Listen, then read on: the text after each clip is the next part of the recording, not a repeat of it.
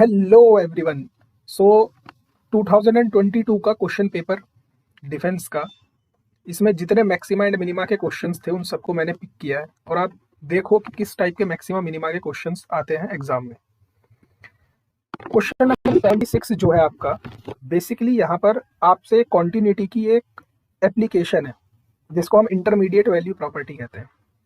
Intermediate value property क्या कहती है? इंटरमीडिएट वैल्यू प्रॉपर्टी कि अगर कोई भी फंक्शन आपका कॉन्टिन्यूअस है ना, तो वो हर एक वैल्यू अपनी अटेंड करता हुआ चलेगा, पहली चीज। दूसरी चीज कि अगर आप देखो इसको, आपको अगर ये इंटरमीडिएट वैल्यू प्रॉपर्टी भी नहीं पता तब भी आप इसकी क्वेश्चन की लैंग्वेज समझो और क्वेश्चन को सॉल्व करने की कोशिश करो। देखो क्वेश्चन आपको क्या कह रहा है, आपको एफ एक्स ये गिवन है और वो क्या कह रहा है, F0 और F1 these are opposite in sign, ये साइन के अपोजिट है। आप मुझे एक बात बताओ, अगर कोई नंबर आपका पॉजिटिव है, कोई नंबर आपका नेगेटिव है, और अगर मैं इन दोनों की मल्टीप्लाई करवा दूं a इंटू बी, तो मुझे पता है ये नेगेटिव मिलेगा क्योंकि प्लस इंटू माइनस माइनस होता है। ये बात क्लियर है? तो इसी फैक्ट का मैं यहाँ पर यूज करने वाला हूँ। What is the value of F0? F0 की वैल्यू कितनी मिलेगी? P। What is the value of F1? F1 की वैल्यू कितनी मिलेगी? 3 minus 5 plus P means minus का 2 प्लस P। अब अगर ये दोनों अपोजिट साइन के हैं, इसका मतलब क्या है, F0 इंटू F1 की जो वैल्यू होगी वो लेस देन जीरो होगी, वो नेगेटिव होगी, है ना। अगर ये दोनों अपोजिट साइन के हैं तो इनका मल्टीप्लीकेशन हमेशा नेगेटिव आएगा। इसका मतलब F0 की वैल्यू कितनी है? P। F1 की वैल्यू आपने कितनी निकाली है? माइनस का 2 प्लस P।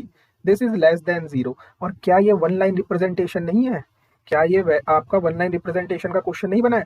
अगर इस वाले फैक्टर को जीरो के बराबर रखोगे तो आपको एक वैल्यू जीरो मिलेगी, अगर इस फैक्टर को जीरो के बराबर रखोगे तो एक वैल्यू आपको 2 मिलेगी। आपको पता है इधर प्लस होता है, माइनस प्लस। आपसे क्या जानना चाह रहा है कि ये जो आपका प्रोडक्ट है ये कब लेस देन जीरो होगा, कब नेगेटिव होगा? तो दिख तो रहा है जीरो से लेकर 2 पर ये वैल्यू नेगेटिव होगी। तो कौन सा ऑप्शन सही हो जाएगा? Option number 3। ठीक, आगे बढ़ते हैं। क्वेश्चन नंबर 89, बहुत easy problem. What is the minimum value of this thing? Mod function की मिनिमम वैल्यू जीरो होती है। और अगर आपको ये भी नहीं पता तो मॉड x माइनस वन का तो ग्राफ आप जानते ही हो। ये x एक्सिस है, ये y एक्सिस है, यहाँ पर पॉइंट है 1। मॉड ये जीरो कहाँ पर बनेगा? जब x की जगह पे 1 पुट कर दूंगा तभी तो वैल्यू जीरो देगा, मतलब ग्राफ यहाँ से बनना शुरू होगा। This we have. तो इसकी मिनिमम वैल्यू क्या दिख रही है आपको? जीरो। सो बहुत इजी सा टास्क, ये 2022 का क्वेश्चन पेपर है आपका डिफेंस का। Next again, what is the maximum value of sine into cos? मैं जब आपको साइन कॉस फंक्शन पढ़ाया था तब बताया था कि चाहे साइन फंक्शन हो या फिर कॉस फंक्शन हो, इसकी मैक्सिमम वैल्यू 1 होती है और मिनिमम वैल्यू -1 होती है। ये चीज आपको पता होनी चाहिए, या आप ग्राफ के थ्रू भी समझते हो। Sine x into cos x, तो मैं इसमें 1/2 से मल्टीप्लाई, सॉरी 2 से डिवाइड एंड 2 से मल्टीप्लाई यहाँ पर करवा देता हूँ, तो ये बन जाएगा 2 sine x into cos x. इसका क्या मतलब हुआ? 2 sine x into cos x किसका फॉर्मूला होता है? साइन 2x का। और मुझे पता है इसकी मैक्सिमम वैल्यू क्या होती है? 1। सो मतलब इस पूरे की मैक्सिमम वैल्यू क्या आ जाएगी? 1/2। और मैं कहता इसकी मिनिमम वैल्यू क्या होगी? तो वो होती माइनस का 1/2। ठीक है, इजी। नेक्स्ट क्वेश्चन की तरफ बढ़ते हैं। अगेन क्या कह रहा है? This function is increasing in this interval. अच्छा, log x का डेरिवेटिव 1/x। अब आप क्या चेक करते हो कि फंक्शन का डेरिवेटिव ग्रेटर देन जीरो कहाँ पर है? ये फंक्शन इंक्रीज करेगा। What does it mean? Zero से लेकर इन्फिनिटी पर सारी पॉजिटिव वैल्यूज है। देखो यहाँ पर जीरो है, यहाँ पर इन्फिनिटी है, जीरो इंक्लूडेड नहीं है। अगर जीरो इंक्लूडेड हो जाता तो बवाल हो जाता, क्योंकि 1/0 इन्फिनिटी बन जाता। लेकिन उसने कितना दिमाग लगाया है, जीरो को इंक्लूड किया ही नहीं है। और जीरो से लेके इन्फिनिटी के बीच में सारी की सारी पॉजिटिव क्वांटिटियां हैं, मतलब इस x की जगह पर सब कुछ पॉजिटिव आने वाला है। और 1 positive quantity is again a positive quantity.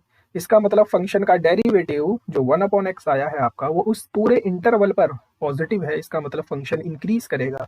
So yes, पहला स्टेटमेंट बिल्कुल सही है। इसका मतलब डी स्टेटमेंट कट है और बी स्टेटमेंट कट है।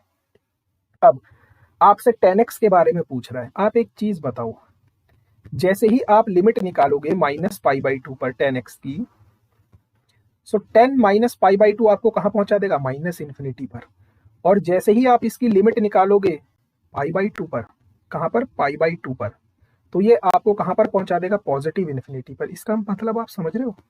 अगर आप इस फंक्शन को ध्यान से देखो, यहाँ पर होगा -π/2, यहाँ पर होगा +π/2। इस -π/2 पर फंक्शन इन्फिनिटी के पास जा रहा है, माइनस इन्फिनिटी के पास। वैल्यूज आपको वाई एक्सिस पे मिलती है ना, और वैल्यूज आप रखते कहाँ हो, एक्स एक्सिस पे।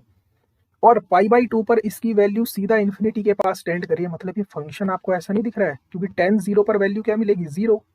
इसका मतलब ग्राफ 0 से होकर तो पक्का जाएगा। और -π/2 पर इन्फिनिटी पर जा रहा है, और यहाँ से इस फंक्शन ने बढ़ना शुरू करा, और कहाँ तक बढ़ता हुआ गया है, π/2 इन्फिनिटी तक, ऊपर तक। तो आपको दिख नहीं रहा है ये फंक्शन लगातार इंक्रीज करता हुआ जा रहा है।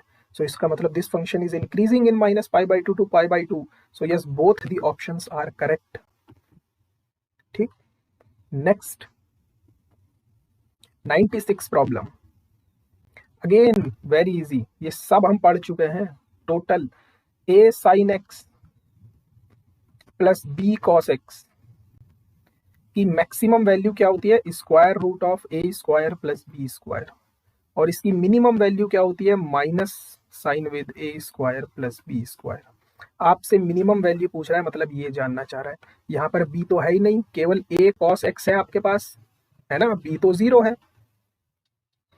समझ में आ रही है बात? इसका मतलब इसकी वैल्यू मिनिमम क्या आ जाएगी, स्क्वायर रूट ऑफ 3 का स्क्वायर, मतलब माइनस का स्क्वायर रूट ऑफ 9, मतलब माइनस का 3, और इसकी मैक्सिमम वैल्यू कितनी आ जाएगी, 3। सो ये तो बन गई मिनिमम, ये बन गई मैक्सिमम, पूछा केवल मिनिमम है।